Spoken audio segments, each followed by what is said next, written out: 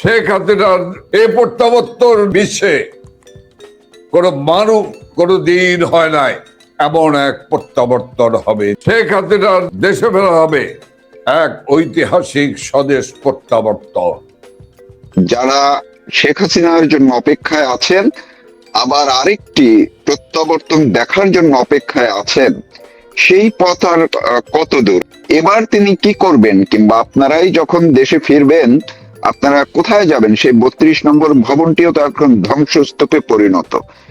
এই প্রত্যাবর্তনের দুয়ারটি কিভাবে খুলছে, কোন পর্যায়ে?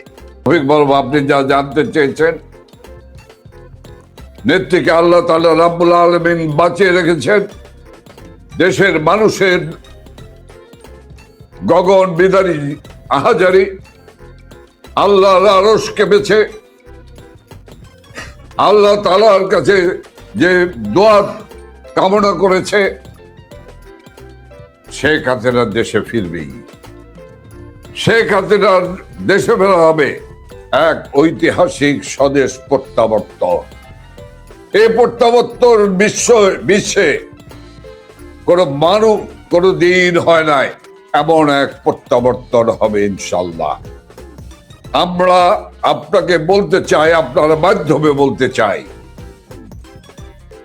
সে সময় আর বেশি দূরে নয়। ইনশাল্লাহ বাংলার জনগণ নেত্রী শেখ হাসিনাকে বাংলাদেশে বীরের বেশে ফিরিয়ে নেবে এবং বাংলাদেশ শেখ হাসিনার কাছেই নিরাপদ। শেখ হাসিনায় পারে এই সাহসী বীর যোদ্ধা, তিনি পারবেন সব কিছুর অবসান ঘটিয়ে দিয়ে বাংলাদেশকে আবার বাঙালি জাতিকে, বাংলার তরুণ সমাজকে, বাংলার ছাত্র সমাজকে, বাংলার বেকার যুব সমাজকে আবার একটি স্বপ্ন দেখে তা বাস্তবায়ন করতে হবে। বাংলার শ্রমিক সমাজ তাকিয়ে আছে সেই নেত্রী শেখ হাসিনার দিকে। ইনশাল্লাহ কৃষক যেমনি ভাবে আজ চিৎকার করে পেঁয়াজের দাম নেই, আলুর দাম নেই, সরকারের কোনো অর্থাৎ ব্যবস্থাপনা নাই, এই সরকার এই দেশ চালাতে পারবে না। আমাদের নেত্রী যদিও বলছেন এটা আমরা 1 বছর একটু দেখতে চাই, কিন্তু আমি with all respect to my leader Sheikh Hasina, 1 বছর পার হবে না। এর মধ্যেই জনগণ ফুঁসে উঠেছে। আপনি জানেন আজকে মোহাম্মদপুর, আদাবর, শেরেবাংলানগর নেত্রীর স্বদেশ প্রত্যাবর্তন দিবস উপলক্ষে ঢাকা 13তে মিছিল হয়েছে। মহিলারা নেমেছে, শ্রমিক নেমেছে, ছাত্র নেমেছে, যুবক নেমেছে, র্যাব দিয়ে চেষ্টা করেছে, পুলিশ চেষ্টা করেছে, দাঙ্গা বাহিনীর চেষ্টা করেছে। গত মধ্যরাতে ঢাকা শহরে রেড অ্যালার্ট জারি করেছে, কিন্তু রুখতে পারেনি। কাজেই ইনশাল্লাহ ইনশাল্লাহ আমি একজন মুক্তিযোদ্ধা হিসেবে আমিও সেই দিনটির অপেক্ষায় আছি। আপনার প্রশ্নের উত্তরের প্রশ্নের সাথে তাল মিলিয়ে আমি দেখে যেতে চাই। আমি সেই 32 নম্বর, যে 32 নম্বরকে ধ্বংস করে ওরা মনে করেছে যে 32 নম্বরকে ভুলিয়ে দিতে পারবে ইতিহাস থেকে, কিন্তু সারা বাংলাদেশের প্রতিটি বাড়ি তো এখন 32 নম্বর, প্রতিটি বাড়ি এখন 32 নম্বর। আমি জানেন তৌফিক মারুফ, আমি একটু ওই ইটের টুকরো নিয়ে এসেছি, ভাঙা টুকরো। আমি একটা বইয়ের মধ্যে রেখেছি, আমি দেখি, আমি চুম্বল দেই, নয় তাহাজ্জুদের পরে আর নাহলে ফজরের নামাজ পড়ে আমি সেই বয়মে চুমো দেই।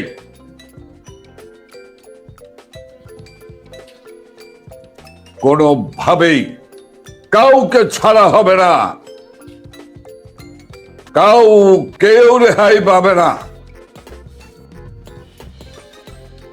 আর আল্লাহ তরফ থেকে বিচার, আমি সেই কথাগুলি বলতে চাই না। সে বিচারের তালিকা আমার কাছে আছে।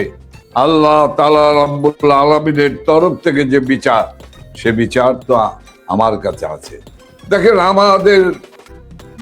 আমার লিডার শেখ হাসিনা একজন নামাজি পরেজগার মানুষ।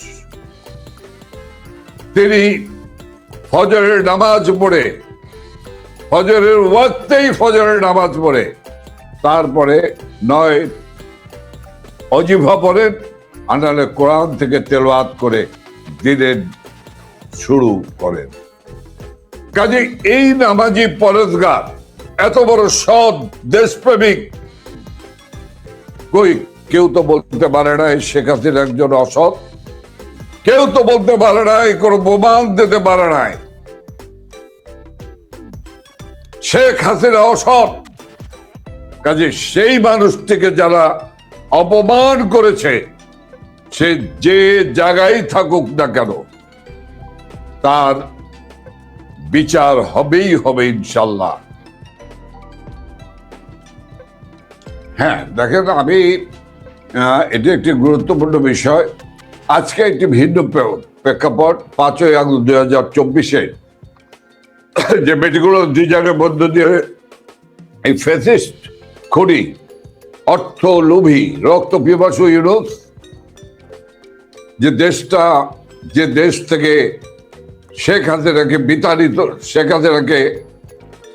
বিতাড়িত করেছে, অনেক তথ্য আসছে আজকে যে কিভাবে নির্দেশ দিয়েছেন, কারা নির্দেশ দিয়েছেন শেখ হাসিনা 32 নম্বরকে ধ্বংস করে দেওয়ার জন্য, কারা সুধা সদনকে ধ্বংসস্তূপে পরিণত করেছে শেখ হাসিনার স্বামী, আন্তর্জাতিক খ্যাতিসম্পন্ন বিজ্ঞানী ডক্টর এম.এ. ওয়াজেদ মিয়া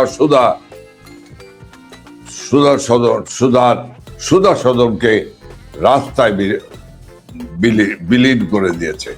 দেখেন, আমি একটি কথা বলি আপনাকে, অনেক সময় তো পেরিয়ে গেল। ডক্টর ইউনূস এখন পচা একটি আলুর বস্তা, দুর্গন্ধ না শুধু, এটি কেউ ধরতে চায় না, ছুঁইতে চায় না, মাথায় নিতে চায় না। কারণ পচা আলুর রস যে একটা কষ বের হয়, এই কারণে এটা কেউ ছুঁতেও চায় না, মাথায়ও নিতে চায় না। কিন্তু দেশটা কোথায় দিয়ে গেল? দেশটা ধ্বংস করে দিয়ে গেল, দেশটাকে দাসত্বের শৃঙ্খলে আবদ্ধ করে গেল। দেশের যে আত্মমর্যাদা সৃষ্টি করেছেন বিশ্ব দরবারে আমার প্রিয় নেত্রী শেখ হাসিনা, সেই দেশটাকে দাসত্বের শৃঙ্খলে আবদ্ধ করলো। আমি আপনাকে বলতে চাই, প্রায় তার পরবর্তী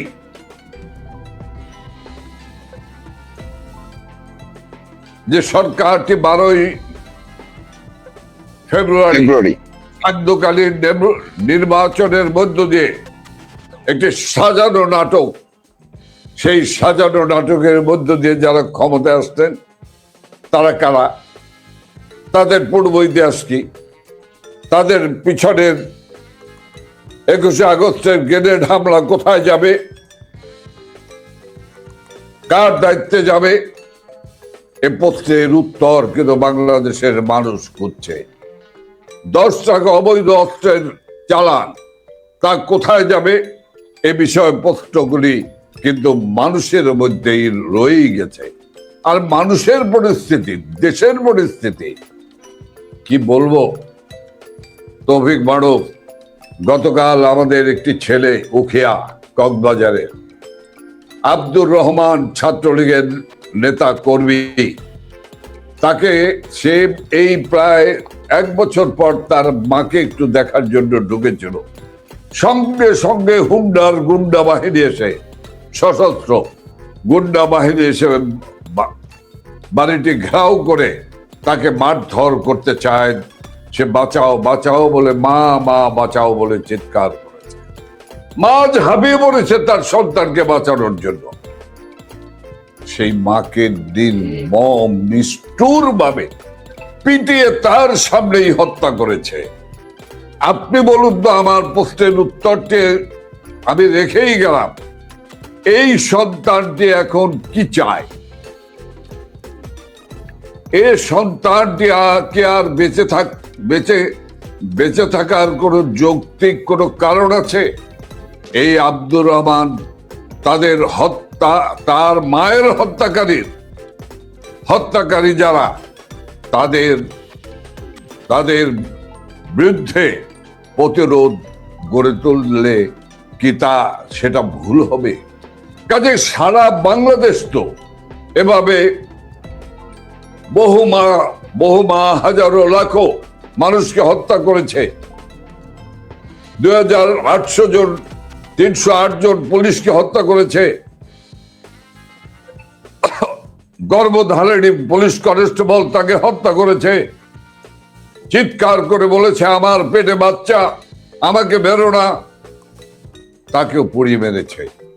এই ইতিহাস বলে শেষ করা যাবে না, সময় কম। কিন্তু আমি শুধু বলবো যে ইনশাল্লাহ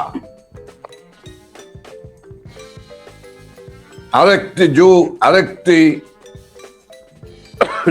সময় যেটা শুরু হয়েছে 12ই ফেব্রুয়ারি থেকে, একটি পক্ষ ক্ষমতায় এসেছে, দেয়ার কান পেতে শুনুন। মানুষের ধিক্কারে, মানুষের ছিচিতে, মানুষের ট্রলে মানুষ বুঝতে পেরেছে যে একটি অনভিজ্ঞ সরকার, একটি অশিক্ষিত সরকার, একটি পরিকল্পনাবিহীন সরকার, এই সরকারকে দিয়ে এই দেশটি চলবে না। এবং আমরা জানি তাদের উপদেষ্টারা ইউনূসের উপদেষ্টারাই বলেছেন যে আমরা বিএনপি এবং জামাতের সঙ্গে আলোচনা করেই এই চুক্তি করেছি। কাজে কেউ দায় এড়াতে পারবে না। সবাই কথা বলবে তো। জি, অনেক ধন্যবাদ আপনাকে আজকের এই দিনে।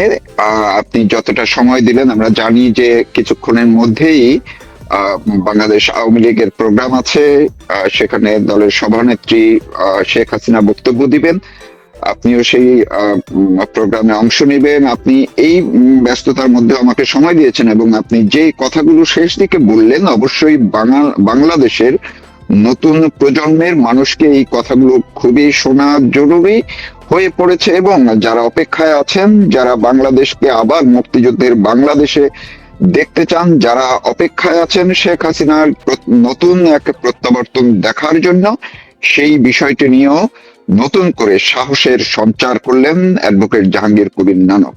আমি আপনাকে আবারও কৃতজ্ঞতা ও ধন্যবাদ জানিয়ে আজকের মতো শেষ করছি। আবার অন্য কোনো সময় অন্য কোনো বিষয় নিয়ে হয়তো আপনার কাছ থেকে একটু সময় চেয়ে নেব। আপনি ভালো থাকুন, সুস্থ থাকুন, নিরাপদে থাকুন।